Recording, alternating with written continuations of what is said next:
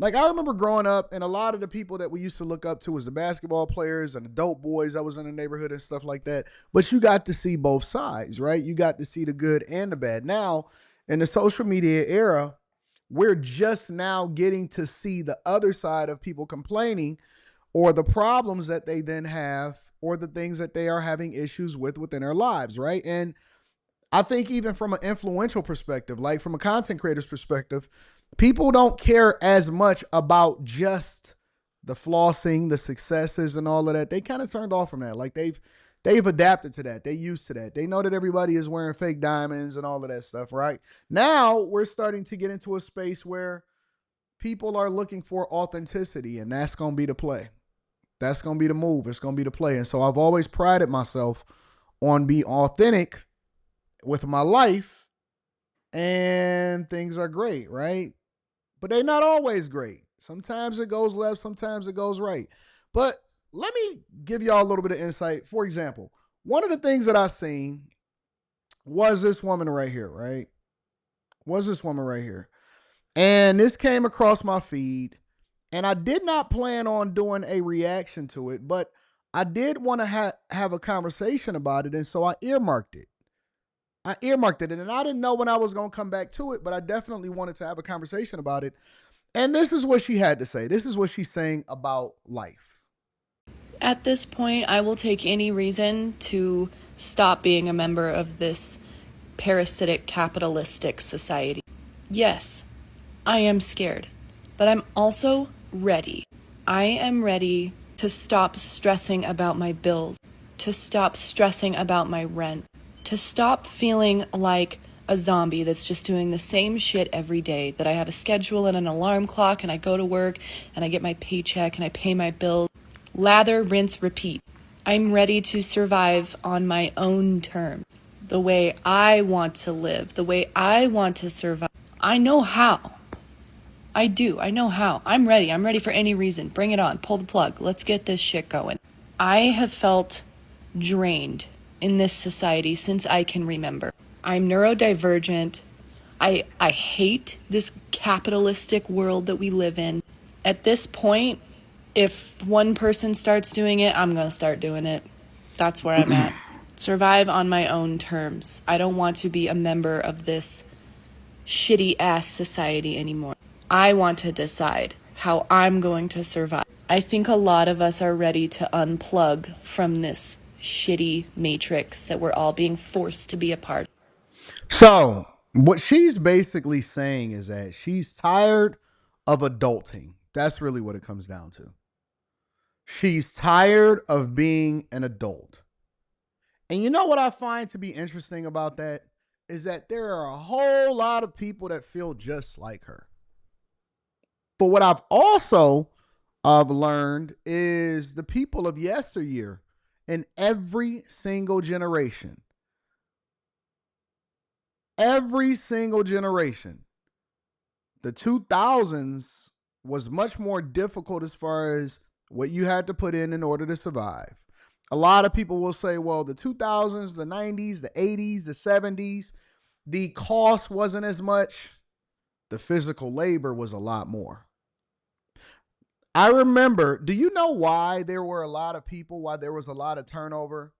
Even though a lot of people migrated up to Detroit, and at one point it was over 50,000 people a month that was migrating up to Detroit in order to get jobs at Ford, Chrysler, and GM back in the 50s and the 40s and the 60s and things like that, the 30s, all of that, because they will say, hey, the people of yesteryear, they had it easier because the cost of living, they could buy a house. Do you know how difficult it was for you to actually be able to get these jobs and then do them? It was easy for you to get the job, but it was hard to keep it. Why was it hard to keep? Because it was physical. It was hard. Every single job, almost every single job in every generation before us was exponentially harder than the year before. I used to talk to some of the old timers when I was working in the steel mill and when we was at Ford and all of that stuff. You know what they used to tell me? Back breaking work. That's why they promised you a pension. The reason why you don't have a pension today versus having a pension And yesteryear is not just based off of the financials. It's not just based off of them wanting to be able to compete with international companies that don't have the same legacy costs as traditional automakers. It's they promised you a pension because they wanted to incentivize people to stay on the job. The pay was really good. It built up the middle class, but you had to endure. And so some of that work was back breaking work. Y'all sit here and complain about delivering packages and prepping stuff for Amazon today. You couldn't survive. These little cornballs, all of these people today that's sitting here whining, you could not survive. You could not survive. They said if you work here 30 years, we'll pay you for the rest of your life. You know why? Because it was expected for you to not to be able to survive for 30 years. That's when they came up with the unions, because the unions allowed for them to be able to get seniority. And once you got seniority, you can get a better position. You didn't have to do some of the grunt work that you had to do when you first came in, right? And so it was much more difficult to be able to hold on to a job. Way more difficult. Most people quit.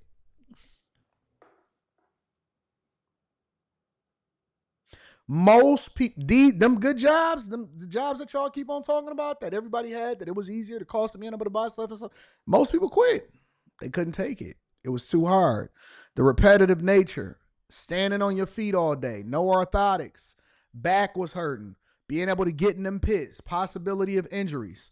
Oh, I know. We had to do some of the manual stuff because my plant that I was at, the steel mill, we hadn't upgraded to the new lines, and we hadn't had no new technology since like the 50s and the 60s.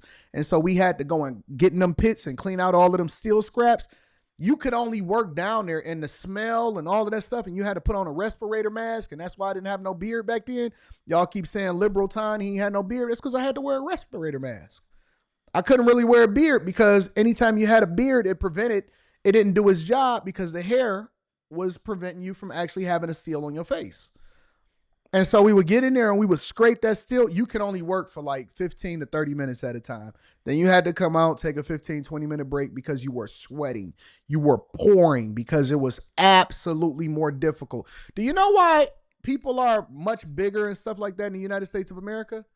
Because a while ago, all of those guys in the 60s and the 70s that looked like they was 50 years old in the face, but they was real skinny and fit, that's because they had to do physical jobs. The jobs that you had to be physical. It wasn't no working from home, wasn't no sitting at the computer. We spoiled. We're super spoiled nowadays. These people that you see right here, they just never been through anything. They spoiled. And so they looking for universal basic income, health care for all. That's why people advocate for that stuff, because they lazy and they actually make some bad decisions. They go to college, get a bunch of debt. They go and get a bunch of student loans. They go and get a bunch of car notes. They get all of these things, and then they can't afford to pay for it. And then they get online and say, you know what? I'm so tired. I want to get out of the system. It's rinse and repeat. Get my paycheck. I ain't got nothing at the end of the month. It's because it's self-inflicted wounds and laziness. Self-inflicted wounds and laziness. I see people that come out, man, Amazon ain't okay. Well, that's why they're replacing you with robots, because we've gotten so complacent. And so now, good times make weak men. Good times make weak men. Y'all looking for diversity, equity, and inclusion positions. Y'all don't want to work. You don't want to grind like the dudes back in the day. You don't want to grind. My grandfather on my mother's side, he worked two jobs. He worked at the plant and he worked at the post office. Crazy, right? And for the entirety of the time that I could ever remember, he always had two jobs before he passed away. Plant, post office. Plant, he was delivering mail, and then he was working overnight at the plant. For 40 years. 40 years. Never stopped. Didn't even see the blessings of his paycheck because all of his paycheck went to raising a bunch of kids. That's the facts. That's the facts. And as I was doing my redoing my life insurance, because every year I do a reassessment, and they go through a process where you got to put in your income and all of this stuff, because once you get past a certain amount, it's not just cut and dry. You got to go through a process. And I was also looking at this video and several other videos, right? And it got me to thinking, because whenever you do a life insurance policy, in my mind, I think about, okay, so What is it that I need to leave behind to make sure that my family and the people that I love and the people that surround me are okay for the rest of their life? I don't want them going out there having to depend on no man. I don't want them ever to get online and be like this and that. No, I set things up. I invest in properties. I make sure that I got my life insurance, make sure I got my investments in my stock, my portfolio, and all of that stuff, right? But then you can spend a lot of money really fast. So here's the key. Here's the thing that I want to tell you guys. The greatest gift that you can give to your loved ones so that they're not looking dusty and being dusty like this woman right here. The greatest gift that you can give to your loved ones is skill set and mindset. Skill set and mindset. One of the things that I wanted to make sure that my people have, was the mindset. Because the mindset will then put you in a position to know how to use things correctly. It helps you to understand how money works. It gives you the financial literacy. It gives you perspective on what money is and how things are and how people are. And it removes the barriers to entry so that you don't feel like you're a victim and have to depend on other people to be successful, right? What is a person that's successful? How do they think? You don't look at life and you say, hey, man, I can't afford it. You ask yourself, how can I afford it? Which gives you the motivation to go out and do things differently or to solve for a problem. When you have a dusty mindset and you just want to give up like this woman, it's a difference. It's a difference between the way that she thinks and the way that I think. It's a big difference between who gets there and who doesn't. The skill set, the greatest gift that you can give your children, listen to me, it's not thinking that you're going to pass on generational wealth. The people that came before us made that mistake. You're not hearing it. The people that came before us made the same mistakes. They kept thinking that they was going to pass on their homes, pass on their pensions, pass on their social security, pass on whatever it is that they came together. And you know what happened? People with the dusty mindset, they sold it. People with no skill set, they sold their homes. We had a greater home ownership, more businesses, more success, and more wealth than before. Our communities were thriving more than they're thriving today. And they had the same mindset to just pass it on. When you say, I'm going to just give my kid, I'm going to give my son a car, you're not teaching him nothing because he don't value it. They passed their stuff on and the people sold it. And it didn't make any difference. They didn't know how to maintain it. They didn't understand what it took in order to get there. I see people today. Soon as somebody die, everybody want to sell it and they divest it and they split it up and then they go on vacation and that's the end of it. They work their whole life to pay off their home so that their kids can sell their house. It happens every single day. It's the same thing. You're not passing on generational wealth because you give over a home. A home is not for you to be able to save in. A home is for you to have a roof over your head and to minimize the amount of money that you got to spend in order to survive. That's what a home is. If you give your girl a skill set, don't just get these women that just want to say, you know what, I just want to be taken care of for the rest of my life. Women have to be purposeful. I've taught Rita how to build homes. I am making sure that my daughter has an education. I am giving them a skill set and a mindset to be able to manage the resources in the event that anything ever happens to me. Put them in a position to be able to thrive on their own. The greatest gift that my father gave me, the greatest gift that my father gave me. He never bought me a car. He never did. The greatest gift that my father gave me was a mindset for what success was and forcing me to get a skill set that if anything ever to happen was to ever happen to him, I would be able to make sure that my family is taken care of and I would be able to make sure that my mom and everybody else is straight. The greatest gift is to be able to stand on your own 2 feet. You are crippling and handicapping your people.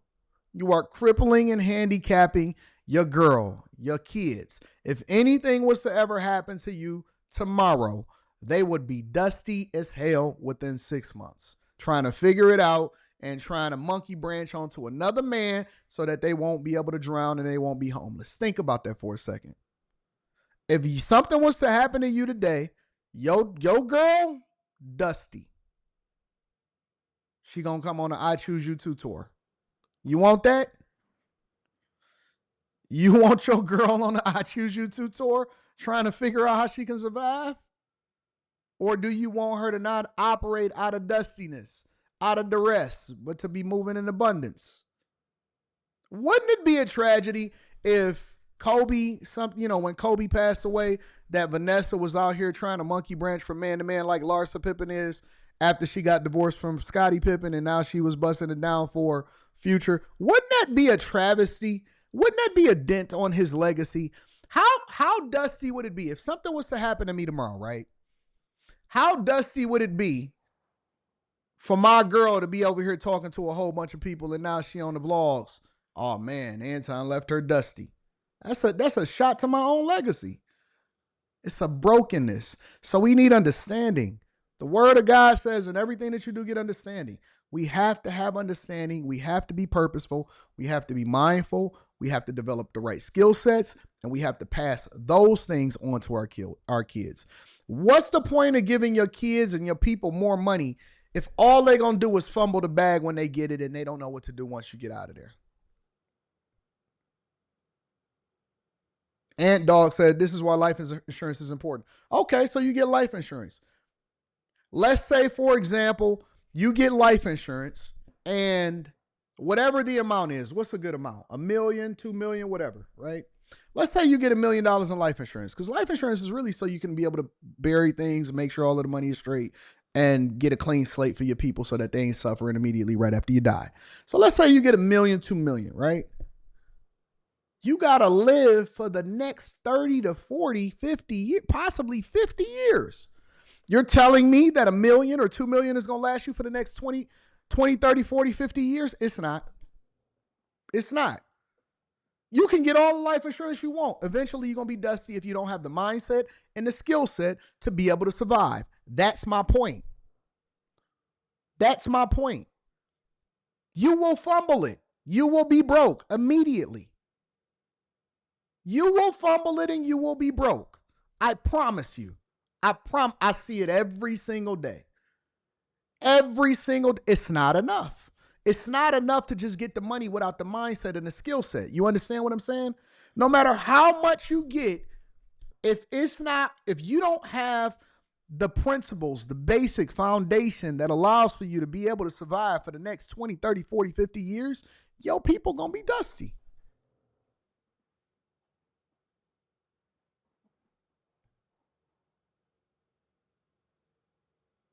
You see why it's not just about life insurance? You see why, and I'm not saying don't get life insurance. Get life insurance.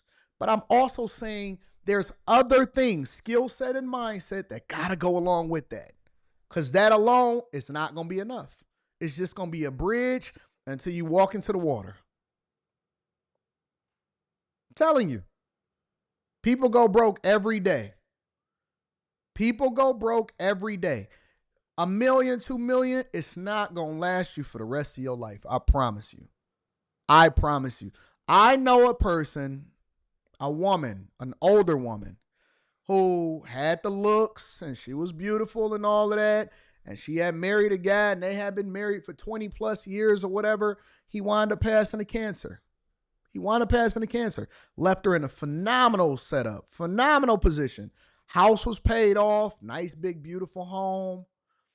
Had life insurance. He had phenomenal credit. He wound up doing really, really well in life. Today, she trying to figure out what she gonna do. That was what, 10 years ago or something? Today, she trying to figure out what she was gonna do. Because she went out there, she got her some new teeth, she got her body done. And it's the honest to God truth. Got her body done, took in a little bit of dusty man. They went on some vacations, a lot of vacationing, went and sold the home, went and bought a new home over there, bought a new home over there, bought a new home over there, went and got some mortgages. Her home was paid off, gave some money to her kids. She retired all of a sudden, less than 6 months after he passed away. And now she's trying to figure out what she's going to do. Trying to make something stretch, trying to make something work, trying to figure out how she can make a move. She was in phenomenal position. Her skill set and her mindset. Her mindset led her to the position that she in. Her skill set is not transferable because now she can't find a job no more of the caliber that her and her husband was generating the type of income. And so she didn't have a plan. She was on no plan. It's all for nothing. All for nothing. I'm telling you, bro. Listen, heed my words. I know y'all think it's all fun and games. I know we laugh and play on the Millionaire Morning Show on a regular basis, and we about to get into the show. But I want y'all to heed my words. Everything that I do is for the edification of the people that are around me, which is pleasing to God. I can't leave my people dusty. Gotta make sure they are in a great space. Would never have them in a home that's not paid for. Gotta make sure that the house is paid for. Gotta make sure that they have a skill set. Gotta make sure that they're busy. Gotta make sure that they got the right mindset. Gotta make sure that my daughter's college is paid for. Right? Gotta make sure that people are in a good position. That's what it's about. That's what it, she all said that she's still with the dusty dude. No, she had a bunch of she had like a few dudes that she went through. She married him, got divorced, married him, got divorced. Now she on her new boyfriend. Married him, got divorced, married him, got divorced. Now she on a new boyfriend. Sad. Sad. Now her kids got to take care of her. All right, y'all. Get a skill set and a mindset. Yeah, it's okay to get your daughter a car. Daughters should not move in the same way that sons should move. Sons need to be able to stand on their own. Daughters need to be able to be decent adults, and it's okay for them to have a career too, right? But at the same time, sons, it's a greater expectation. We all should be able to be human beings that survive on our own. But sons, men, we got to suffer so that we know exactly what it means in order to get through it. So a lot of guys that was given a lot of things, as soon as they was an adult and they got into a little bit of a kerfuffle, they folded like little girls because they was treated just like the daughters. They folded like little girls, because everybody gonna go through it. You're gonna have ups, you're gonna have downs, you're gonna have layoffs, you're gonna have to bounce back. What did you learn from it? You gotta know how to fix your own car. You gotta know how to change your own oil. Some of y'all sons don't even know how to change a tire. Y'all sons are so gay.